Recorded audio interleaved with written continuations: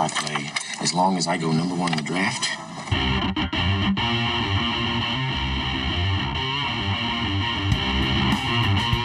From the Erie Otters, Connor McDavid. From the London Knights, Mitch Marner. From the Western Hockey League's Brandon Wheat Kings, Nolan Patrick.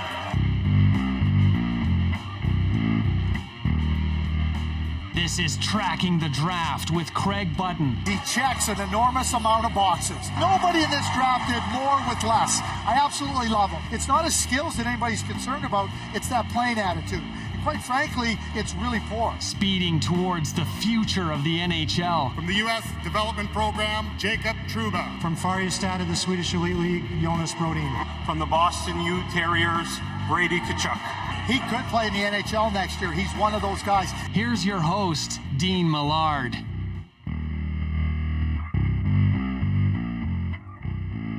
Hello there, and welcome to another episode of Tracking the Draft with Craig Button, the Director of Scouting for TSN and former GM in the NHL. Will be along shortly to discuss 3 players you need to know about if you're in the scouting game. This is Season 3, Episode 7, where the stars of tomorrow are discovered and discussed. And on the show today, our top shelf talent player is a guy that we saw briefly during the World Juniors. Just very briefly, because the World Juniors were so brief. Danila Yurov will be our top shelf talent player on this episode. In the next wave, we're going to the big Lazowskis. Brandon Lazowski of the Saskatoon Blades, and we'll take a trip back in time to last year's draft with Mason McTavish, who you will also see in the Olympic Games. Will you see Mason McTavish in August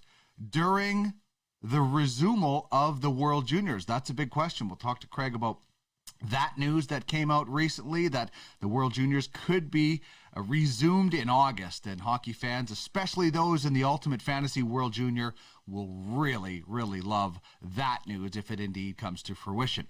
This show, and Craig joins us courtesy of the Ultimate Fantasy League hotline. www.uffsports.com is where you should be heading to check out the latest when it comes to UFFS. Become a scout, track the same players that Craig Button does.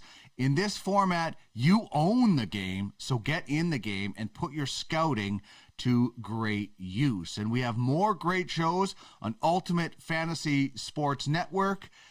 Big things are coming. That's where this show is proudly broadcast on UFSN. Check out our YouTube channel for other great sports and sports shows about our leagues and wonderful news that is coming your way. You can check it out, and you can email if you want to get in touch with us, ufsn@uffsports.com. All right, without any further ado, let us now bring in the Director of Scouting for TSN and my good friend, Mr. Craig Button.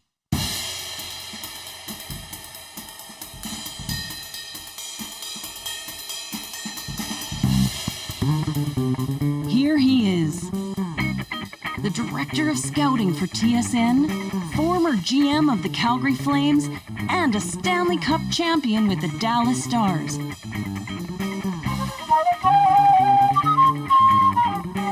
Plus, he's a sharp-dressed man with a heart of gold and a passion to match it. Craig Button.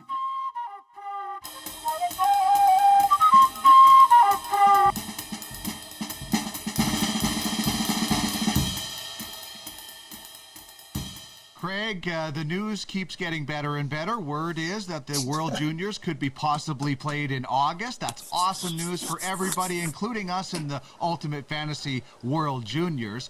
But when it comes to that tournament at that time, do you expect the rosters to look quite a bit different? I don't know about quite a bit different. I would expect them to be different, though. I don't know how you couldn't expect them not to be. I mean, you're going to have players that may have already begun their NHL careers. I speak of Owen Power. Mason McTavish may be continuing his NHL career. So coming back to play in a junior tournament, outside of, just wanting to participate in that, Owen has never done it. Mason has never done it. And Owen doesn't have another chance. Mason would, but he's going to be in the NHL next season. So I would say, outside of the interest of individual players saying, yeah, I want to go do this, I would say that, there's going to be different rosters. I don't know how completely different because, one of the things is that all the players that were eligible to play at the World Junior Tournament as originally scheduled are going to be eligible to play. There's not going to be, and there's going to be players that are 6-7 months older, and but it'll be taken back to that moment in time where you were age eligible. So, but at the same time, Dean, it's also with players and the countries, looking at using this as not just preparation and a completion of the World Junior Tournament 2022. It's also something to build on for the tournament of 2023. Is it going to be just players eligible for 2023? No, it won't be. But I think you'll see a mix of players not participating, probably some changes in lineups because federations are looking to do that. Players have developed, and you want to give yourself the best chance to win. And then as a little bit of a preview for the 2023 World Junior Tournament in Russia. Yeah, it's going to be a really interesting summer, that's for sure, with even the Memorial Cup being pushed back. And one of those guys that... let me just add one more thing, too. There's also on the schedule the Hlinka Gretzky tournament that is going to be played prior to the World Junior Tournament. So you talk about an opportunity for players to participate in best on best. At the U18, Canada has their best opportunity to send their best, in this case, old players. Connor Bedard will not be part of that Hlinka Gretzky team, so everybody knows. But, it also gives you a preview of the 2023 NHL draft. So you got that plus the World Junior and all. I mean, what an August it could be. Yeah, no kidding. And this is one of the guys that could be front and center. Danila Yurov, a right winger with Magnitogorsk he's played in the KHL and the MHL.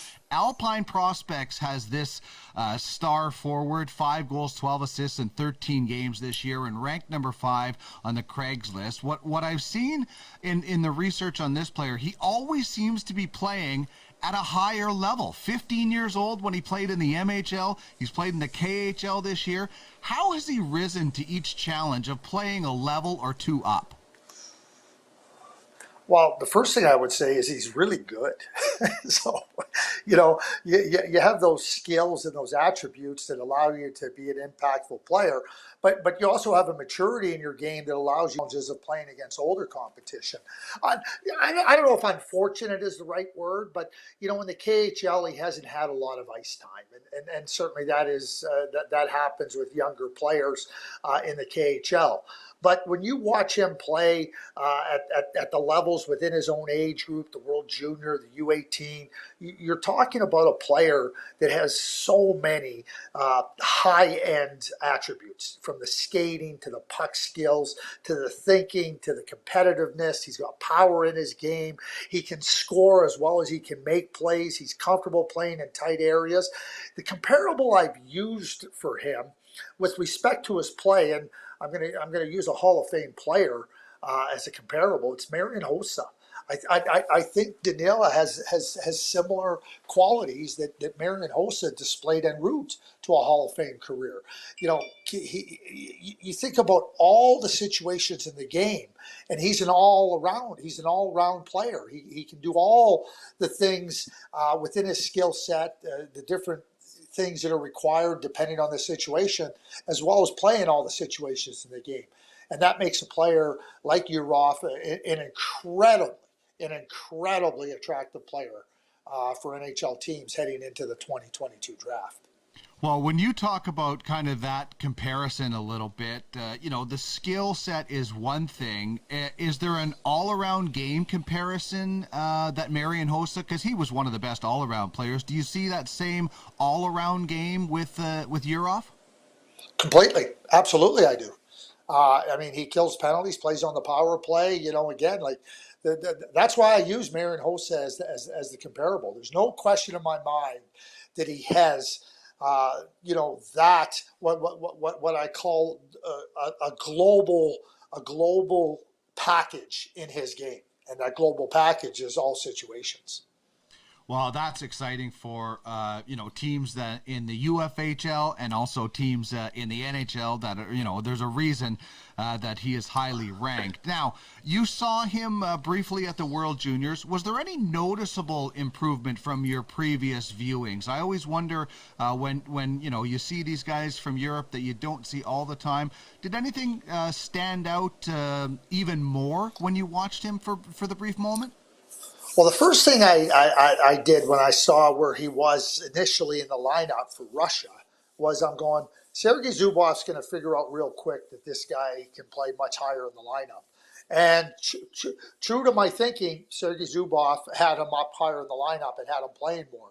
You know what I would say to you, Dean, what you're looking at as you move up in the levels in the World Junior is a step up from the U18, certainly, is you're looking at the ability to process quickly, to be able to look at the game and operate in the game when the pace and the rhythm and the RPMs in the game become higher and faster.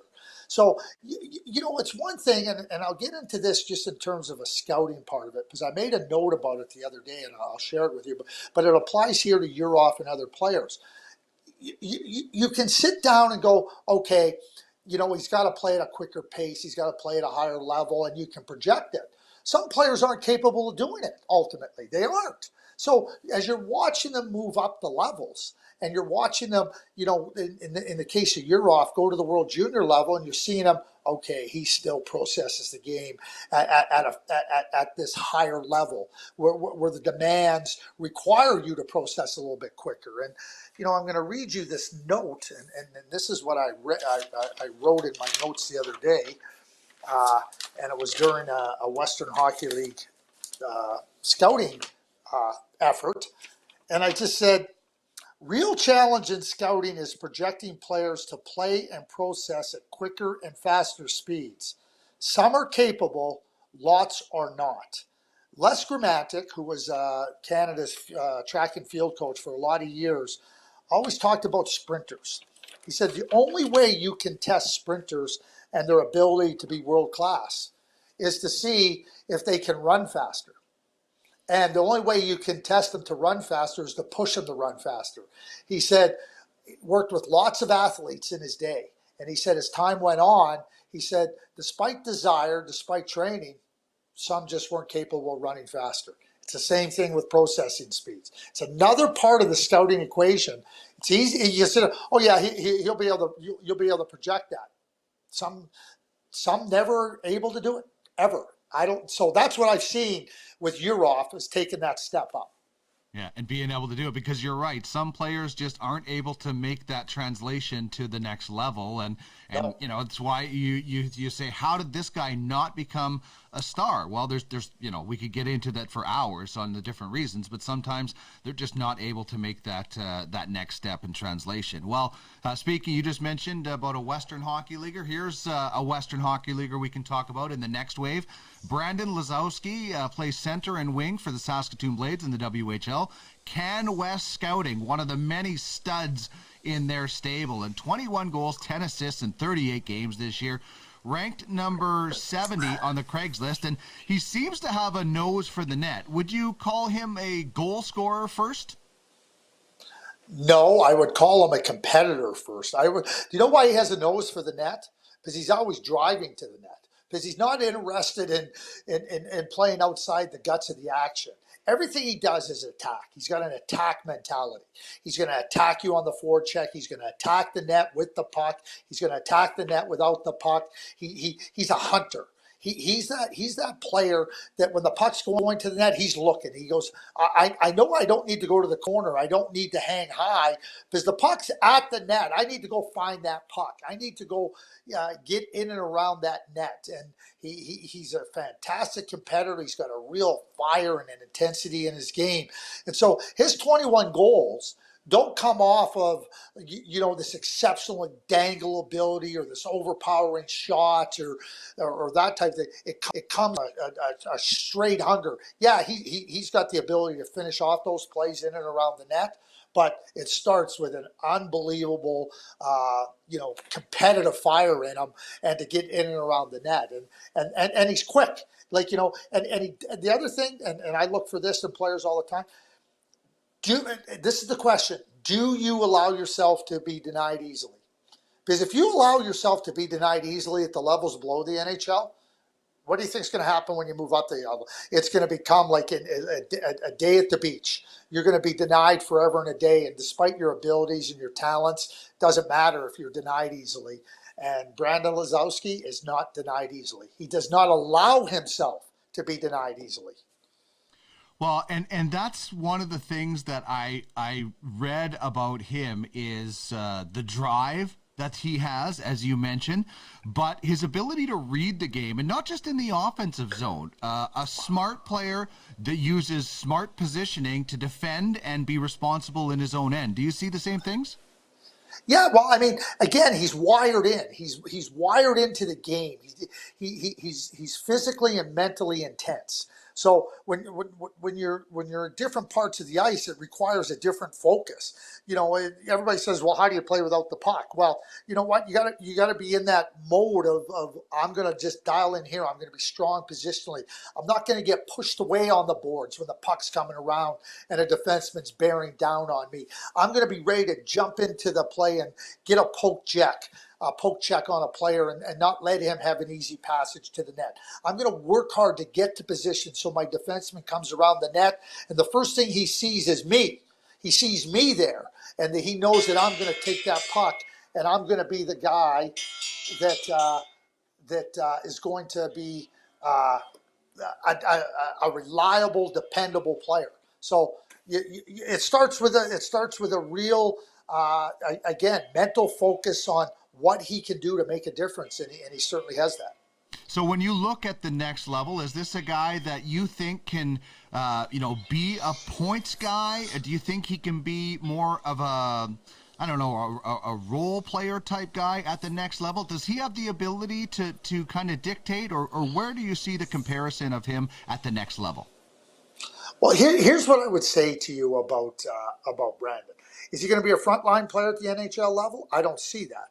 But do I see him as a player that can be a catalyst type player that can chip in offense? Maybe it's 12 to 15 goals, but it's going to be invested. He's going to be invested in all the different areas of the game. He's going to be hard to play against. Dean, one of the first things I asked myself, and it's a little bit different now with what I do, when trying to assess players throughout the draft. But when I was working for a team or teams, and it's the same thing now, I always, can you win with this player? That's the first question I ask myself.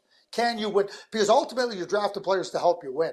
I don't care how many players. You want players to be able to score points and defend and stop goals if you're a goaltender and everything. Can you win with them? Obviously, you need a skill level. Obviously, you need attributes that can allow you to stay and play at the NHL level. But I want to know if I ask myself, can I win with them? You can win with Brandon Lisowski. So maybe I'm wrong. Maybe he can play higher up in the lineup. Maybe he is going to be that 7, 8, 9 forward, that guy that plays a little bit deeper in the lineup and gives you real productive play and gives you real significant opportunity to be successful in a game, no matter where you're playing it or who you're playing it against. That's how I look at Brandon. I don't see him as a frontline player, but I certainly see him as an NHL prospect, and I certainly see him as a player that can find his way to the NHL and be productive. And they come in all kinds of different shapes and sizes.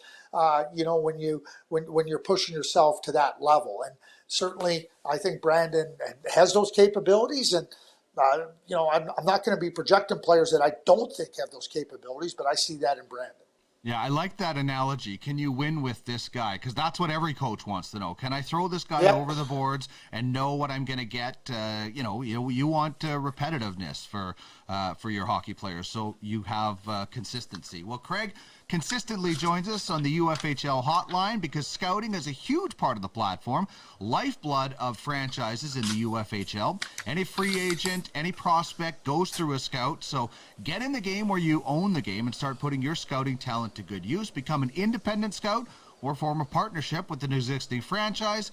reach out for more info at the UFHL League on Twitter. DMs are open, and you can find out how you can start putting your scouting to good use and your talent to good use. And we're talking Let about... me add some. Yes. I want to add something to that, because I just talked a little bit about scouting and projecting, right?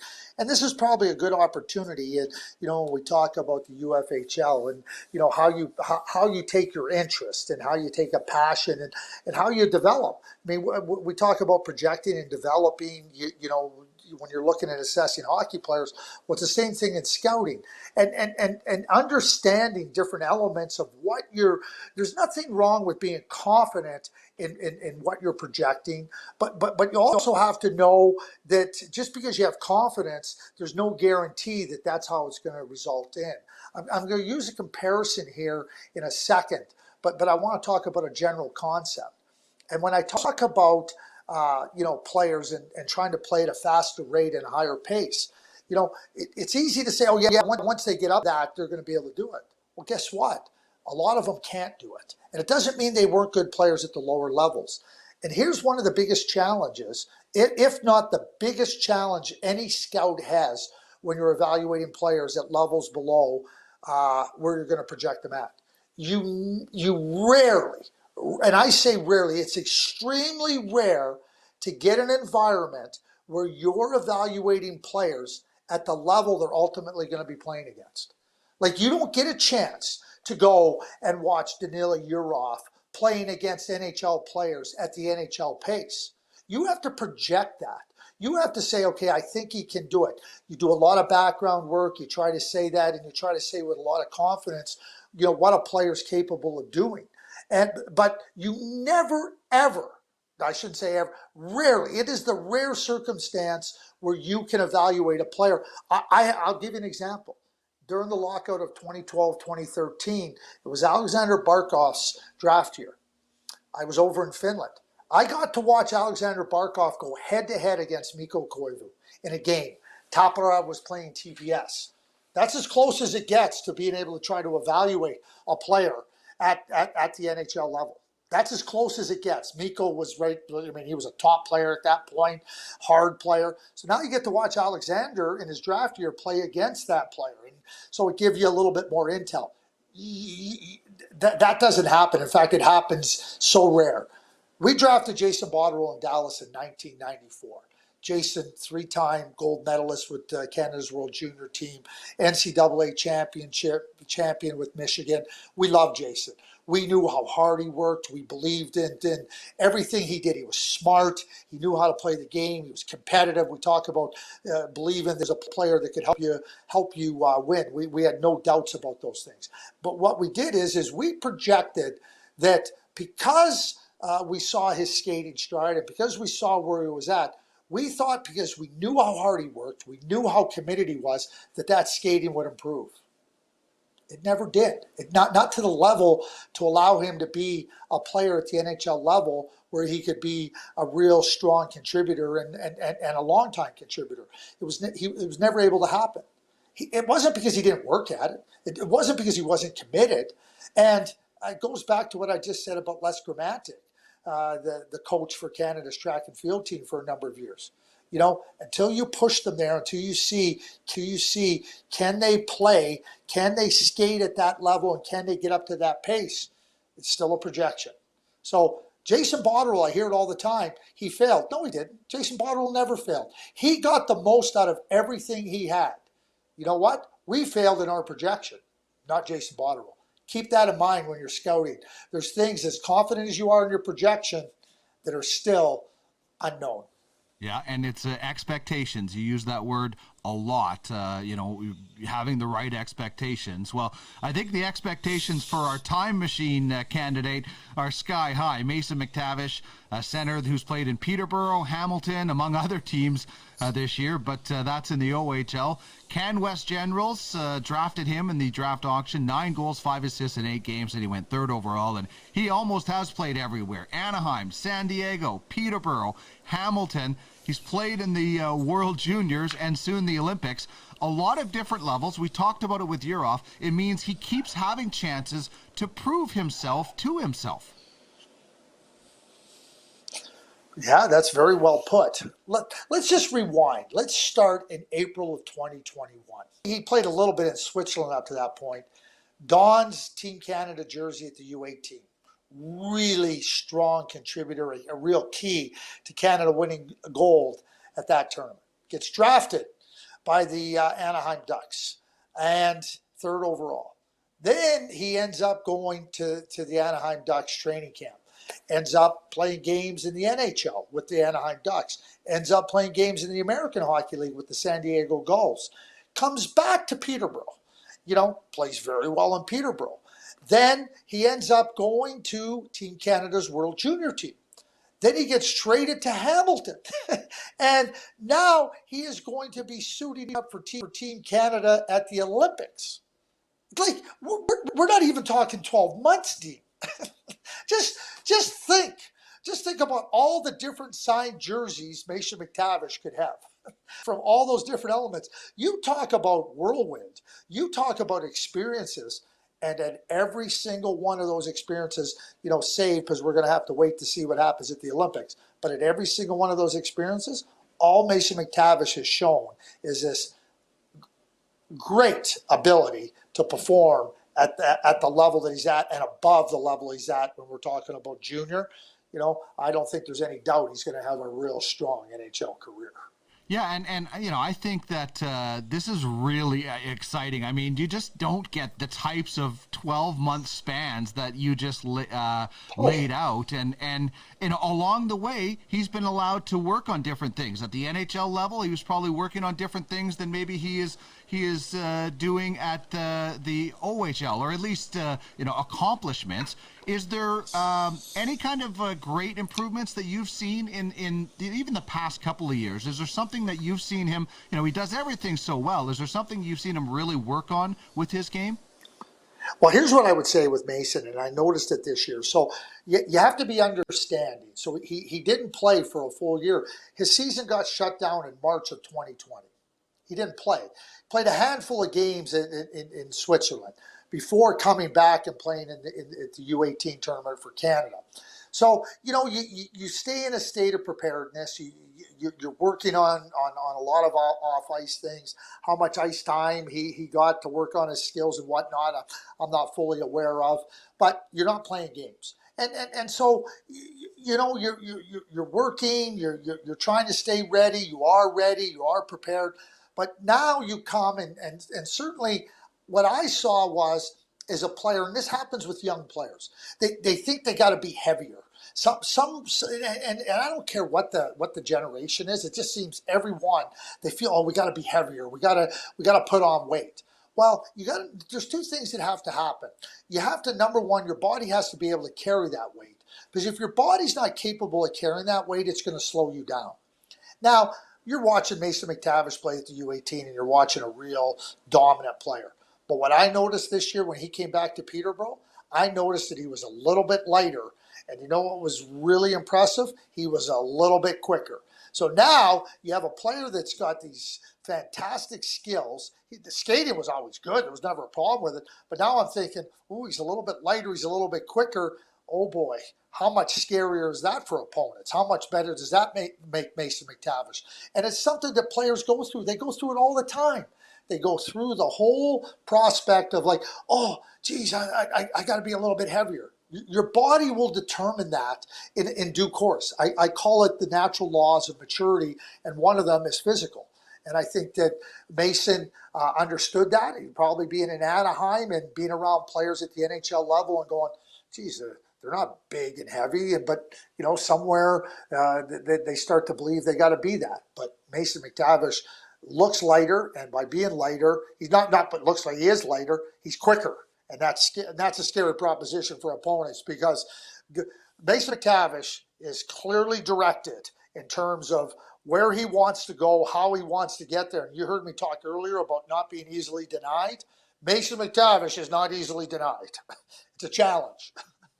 Yeah, and he's, not many guys can pack in the amount of experience he has, and it's only going to grow at the Olympics and help him, whenever he does get to the National Hockey League level. Craig, thanks as always. Look forward to getting more news down the road about the World Juniors and, of course, tracking the draft for 2022. Thanks for joining me. Thank you, Dean. This is a serious message. Craig Button joins us on the Ultimate Franchise Fantasy Sports Hotline. Become a scout and make money while providing prospects to the Ultimate Franchise Hockey League. What you talking about, mister? Pay that man his money. I'm your huckleberry. Check out the details at www.uffsports.com. It's serious. I like it a lot. I said we got a winner. UFFS. You own the game.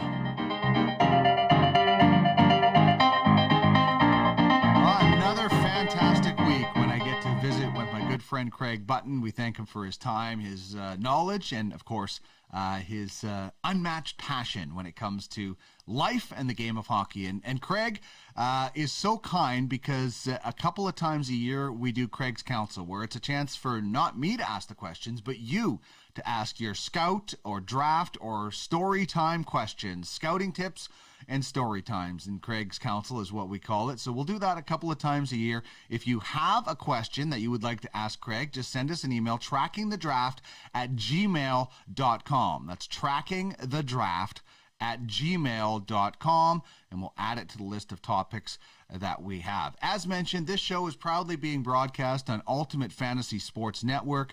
We want to be your one-stop fantasy sports shop, whether it's about leagues in UFFS or general fantasy. If you have a show, if you're interested in becoming a part of our network, bringing your show on, please reach out to us. We're always on the lookout for great content, whether it's baseball, basketball, football, hockey, golf, footy, soccer as we call it here in North America. If you have a fantasy show that you want to be part of UFSN, hit us up at Ultimate Fantasy Sports Network. You can email UFSN@UFFsports.com or follow @UFS Network on Twitter. The DMs are open there for sure. That is going to wrap things up for us on another episode. Big thanks to Craig Button, of course, as he joins us every week for Tracking the Draft. This is Season 3, and I'm very honored to count Craig as not only a friend, but a member of Duckman's Domination. He is our president of scouting when it comes to Duckman's. He's also the president of operations for high-level scouting when it comes to the hockey department. So we're thankful that Craig is involved with not only our franchise, but the league in general. So thanks to Craig, thanks to you for watching, thanks to all the scouts in UFFS for participating. The top prospects auction for the baseball league, UFLB, is coming up. If you want to register, reach out to Brian Hernandez, Brian_UFLB @UFFsports.com. Thanks very much for tuning in on this program today. Hope you have a wonderful rest of your week, and we will talk to you again next Wednesday.